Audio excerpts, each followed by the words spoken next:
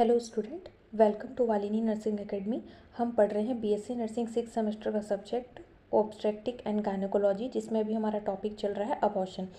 तो हम देखते हैं इसमें types of abortion. Types of abortion में हमारा क्या है, सबसे पहला आपका स्पॉन्टेनियस अबॉर्शन। तो क्या बोला है आपका, spontaneous abortion also known as a miscarriage is the spontaneous expulsion और लॉस ऑफ एन एम्ब्रियो और fetus from the uterus due to natural causes without intentional medical intervention before the age of fetal viability। क्या बोला है, मतलब spontaneous abortion को miscarriage भी कहा जाता है। इसमें एम्ब्रियो या फीटस जो होता है वो क्या होता है, नेचुरल कॉजेस की वजह से यूट्रस से स्पॉन्टेनियसली एक्सपेल्ड या लॉस हो जाता है। इसमें इंटेंशनली कोई मेडिकल इंटरवेंशन नहीं होता। ये फीटल वायबिलिटी की एज से पहले होता है। वायबिलिटी का मतलब क्या होता है, किसी भी काम के सफल होने या टिके रहने की जो क्षमता होती है उसे हम वायबिलिटी बोलते हैं। तो वही बोला है कि फीटल वायबिलिटी की जो एज है उससे पहले ये सारी चीज़ें हो जाती है अबॉर्शन। ओके, नेक्स्ट पॉइंट क्या बोला है, it is usually occur before 20 weeks of gestation. ठीक है, ये क्या होता है, मेनली कब होता है, मतलब आपका 20 वीक्स, मतलब आपका 20 हफ्ते से पहले ये अबॉर्शन हो जाता है। ठीक है, यूजुअली स्पॉन्टेनियस अबॉर्शन जो होता है वो हमारा 20 वीक्स ऑफ गेस्टेशन पीरियड से पहले हो जाता है। ठीक है, और क्या बोला है, most miscarriage occur during the first trimester, मतलब फर्स्ट 12 वीक, मतलब बहुत सारे जो मिसकैरेज होते हैं वो फर्स्ट ट्राइमेस्टर में हो जाते हैं, मतलब आपके शुरुआती के जो अपने 12 हफ्ते होते हैं उसमें हो जाते हैं। अब हम इसमें types of spontaneous abortion, spontaneous abortion जो होता है वो नेचुरली होता है, तो उसके क्या क्या टाइप्स से देखते हैं कि नेचुरली किस किस टाइप के अबॉर्शन हो सकते हैं। थ्रेटेंड अबॉर्शन होता है, इन्वेटिबल अबॉर्शन है, incomplete abortion, complete abortion, missed abortion, septic abortion and recurrent habitual abortion. ठीक, तो हम देखते हैं description. Threatened abortion, threatened abortion क्या बोला है, threatened abortion is a condition which vaginal bleeding occur during early pregnancy but the cervix remain closed end the pregnancy में continue. मतलब क्या बोला, थ्रेटेंड अबॉर्शन में क्या होता है, इस कंडीशन में वजाइनल ब्लीडिंग, वजाइना में ब्लीडिंग होती है। ठीक है, अर्ली प्रेगनेंसी, शुरुआती प्रेगनेंसी के टाइम में वजाइना में ब्लीडिंग होती है, बट इसमें क्या होता है, सर्विक्स जो होता है वो क्लोज रहता है, मतलब जो गर्भाशय का जो मुंह रहता है वो क्या रहता है, वो क्लोज रहता है। तो इसमें क्या होता है, मतलब इसीलिए ये जो लेकिन इसमें जो प्रेगनेंसी होती है वो आपकी कंटिन्यू होती है। मतलब क्या बोला है आपका, थ्रेटेन अबॉर्शन एक ऐसी कंडीशन होती है जिसमें अर्ली प्रेगनेंसी के टाइम में वजाइनल ब्लीडिंग होती है लेकिन सर्विक्स क्लोज रहता है और प्रेगनेंसी कंटिन्यू हो सकती है। इसके कैरेक्टराइज्ड में क्या बोला है कि इसमें वजाइनल ब्लीडिंग होगी, जो अभी मैंने आपको बताया, माइल्ड लोअर एब्डोमेन पेन होगा या फिर क्रैम्पिंग हो सकता है, सर्विक्स यूजुअली क्लोज रहता है, और अगर फीटस वायबल है, मतलब फीटल में जिंदा रहने की क्षमता है, तो प्रेगनेंसी कंटिन्यू हो सकती है। फिर आता है आपका ट्रीटमेंट। ट्रीटमेंट में क्या बोला है आपका, assess the mother and confirm fetal viability by ultrasound. मतलब क्या बोला है आपका कि हम लोग सबसे पहले इसमें ट्रीटमेंट और मैनेजमेंट के हिसाब से हम देखते हैं, तो मैनेजमेंट में हम सबसे पहले मदर को असेस करते हैं और उसका ultrasound through fetal viability confirm की जाती है, मतलब उसका अल्ट्रासाउंड के थ्रू फीटल की वायबिलिटी, मतलब जो बच्चा है, भ्रूण है, उसके जिंदा रहने की क्षमता को हम सुन पाते हैं, देख पाते हैं। ठीक है, अल्ट्रासाउंड से। फिर आता है आपका advice adequate rest and avoidance of strenuous activities. ठीक है, पेशेंट को एडिक्वेट रेस्ट और कोई भी स्ट्रेनियस एक्टिविटी अवॉइड करने की एडवाइस दी जाती है। अगर कोई अंडरलाइन कॉजेज आइडेंटिफाई होता है तो उसे ट्रीटमेंट किया जाता है। फिर आता है आपका प्रोजेस्ट्रॉन सप्लीमेंटेशन में consider in selected women specially those with early pregnancy. मतलब क्या बोला है आपका, कुछ सेलेक्टेड वुमेन में स्पेशली जिन्हें अर्ली प्रेगनेंसी, ब्लीडिंग और प्रीवियस मिसकैरेज की हिस्ट्री होती है, हेल्थ केयर प्रोवाइडर उसे प्रोजेस्ट्रॉन सप्लीमेंट कंसिडर करते हैं। वजाइनल ब्लीडिंग, पेन और मैटरनल वाइटल साइन को मॉनिटर भी किया जाता है। ठीक है, फिर आता है आपका routine bed rest and sedative are not recommended as standard treatment. ठीक है, रूटीन बेड रेस्ट और सेडेटिव स्टैंडर्ड ट्रीटमेंट के रूप में रिकमेंड नहीं करते हैं। ठीक है, फिर आता है आपका नेक्स्ट इन्वेटिबल अबॉर्शन।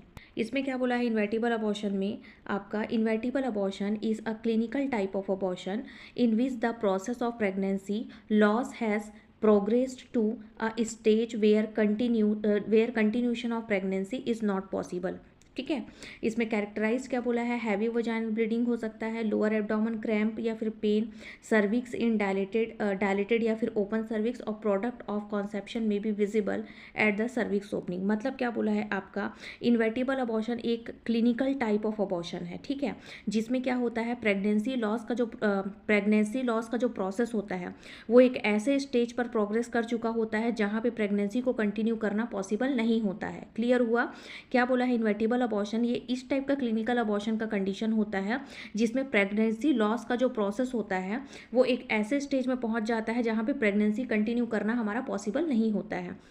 इसमें हैवी वजाइनल ब्लीडिंग हो सकती है, लोअर एब्डोमेन क्रैम्प हो सकता है या पेन हो सकता है, सर्विक्स डायलेट या ओपन हो जाते हैं और जितने भी प्रोडक्ट है वो कॉन्सेप्शुअल सर्वाइकल ओपनिंग पर विजिबल होने लगते हैं, क्योंकि सर्विक्स जो गर्भाशय जो है वो खुल चुका है उसका मुंह, तो अंदर के जितने भी प्रोडक्ट्स हैं वो बाहर दिखने लगते हैं।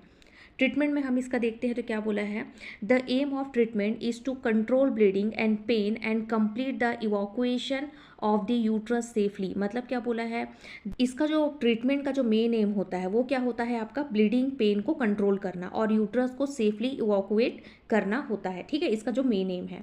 सेकंड बोला है आपका, एक्सपेंडेड मेडिकल और surgical management may be consider depending on the gestation age, amount of bleeding, clinical condition and patient preference. मतलब क्या बोला है, गेस्टेशनल एज में, ठीक है, ब्लीडिंग की अमाउंट, पेशेंट की क्लिनिकल कंडीशन और पेशेंट प्रेफरेंस के अकॉर्डिंग हम लोग क्या करेंगे, एक्सपेंड करेंगे, मेडिकल या सर्जिकल मैनेजमेंट कंसिडर किया जा सकता है।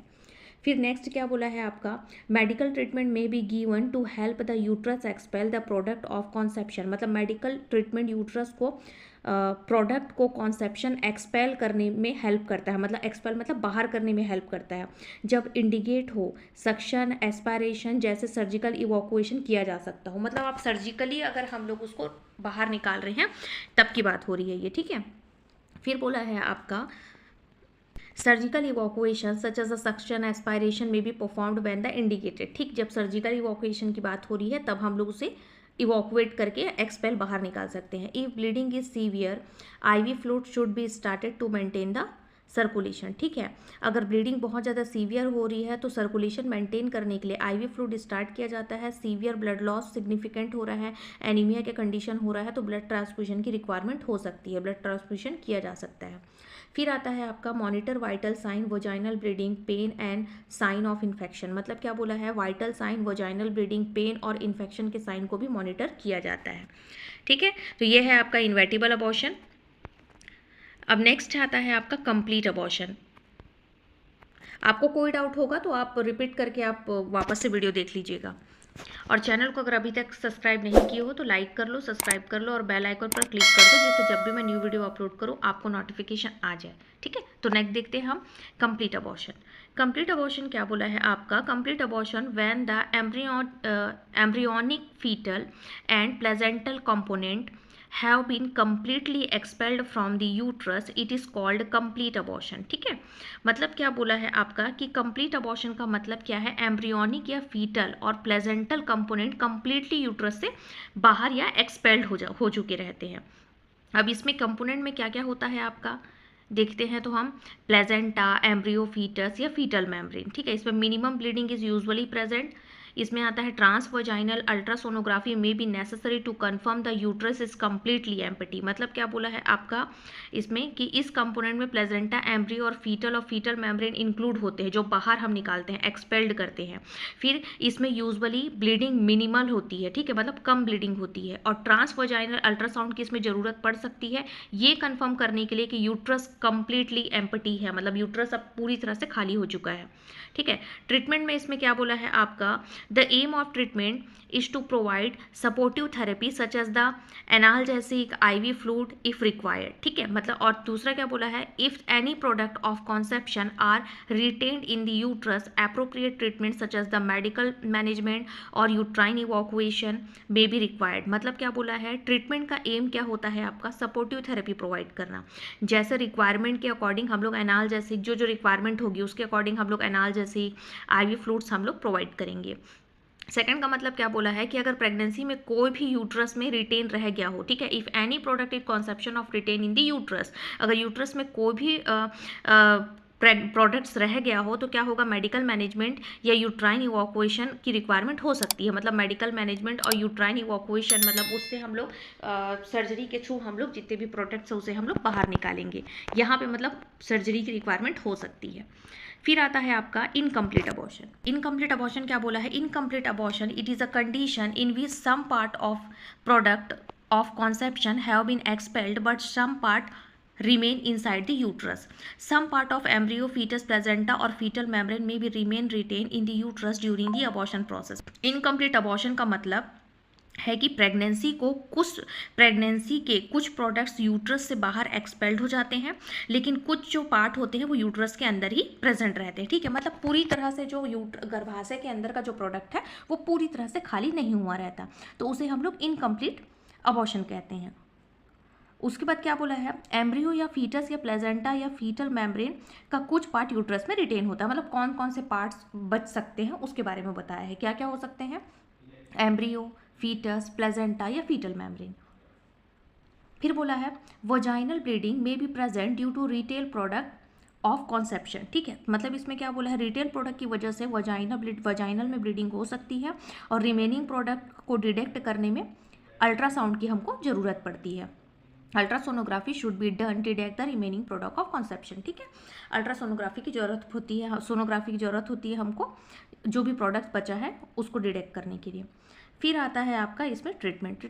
तो ट्रीटमेंट में क्या बोला है आपका, the aim of treatment is to prevent bleeding and infection. ठीक है, इसमें क्या है, ट्रीटमेंट का जो एम है वो क्या है, ब्लीडिंग और इन्फेक्शन को प्रिवेंट करना। ठीक है, ब्लीडिंग और इन्फेक्शन से प्रिवेंट करना मदर को।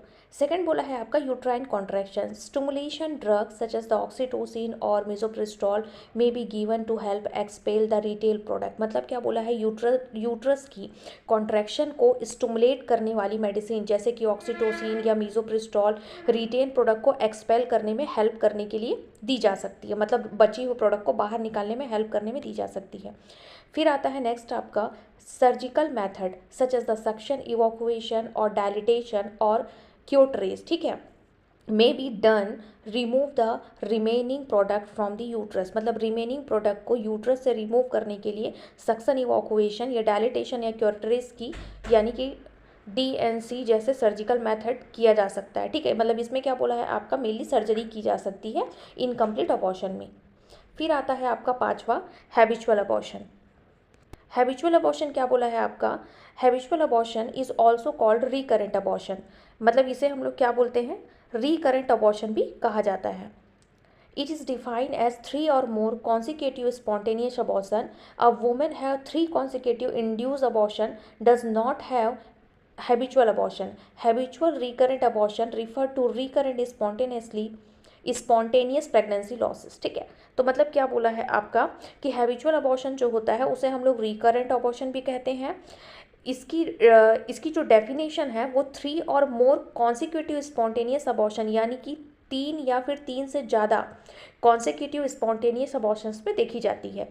अगर किसी वुमेन को 3 कॉन्सिक्यूटिव इंड्यूस अबॉर्शन हुए हैं तो उसे हैबिचुअल अबॉर्शन भी नहीं कहा जाता। सिंपल मीनिंग क्या बोला है, हैबिचुअल अबॉर्शन को रिकरेंट अबॉर्शन भी कहते हैं। जब किसी वुमेन को 3 या 3 से ज़्यादा बार कंटिन्यूअसली स्पॉन्टेनियस अबॉर्शन होता है, मतलब अचानक से ही उनका बच्चा गिर जाता है, तो उसे हैबिचुअल या रिकरेंट अबॉर्शन कहा जाता है। इसमें ध्यान रखने वाली बात हमारी ये होती है कि स्पॉन्टेनियस अबॉर्शन की बात हो रही है, यहाँ पे इंड्यूस अबॉर्शन की बात नहीं हो रही है, ये आपको पता होना चाहिए। ठीक है, अब इसमें हम देखते हैं आपका इन्वेस्टिगेशन। क्या बोला है investigation should be done to identify the underlying causes. This include blood test for hormonal level and infection, blood glucose level testing to rule out diabetes mellitus, ultrasonography to identify uterine abnormalities and assess for cervical incompetence। तो first point में क्या बोला है, underline causes को identify करने के लिए investigation की जाती है। ठीक है, सेकंड में क्या बोला है, इसमें हार्मोन लेवल और इन्फेक्शन के लिए ब्लड टेस्ट, डायबिटीज मेलाइटिस को रूल आउट करने के लिए ब्लड ग्लूकोज टेस्टिंग और यूट्राइन एबनॉर्मलिटीज आइडेंटिफाई करने और सर्वाइकल इनकॉम्पिटेंस असेस करने के लिए अल्ट्रासोनोग्राफी की जाती है। ठीक है, जो पॉइंट्स दिया उसके बारे में मैंने बताया।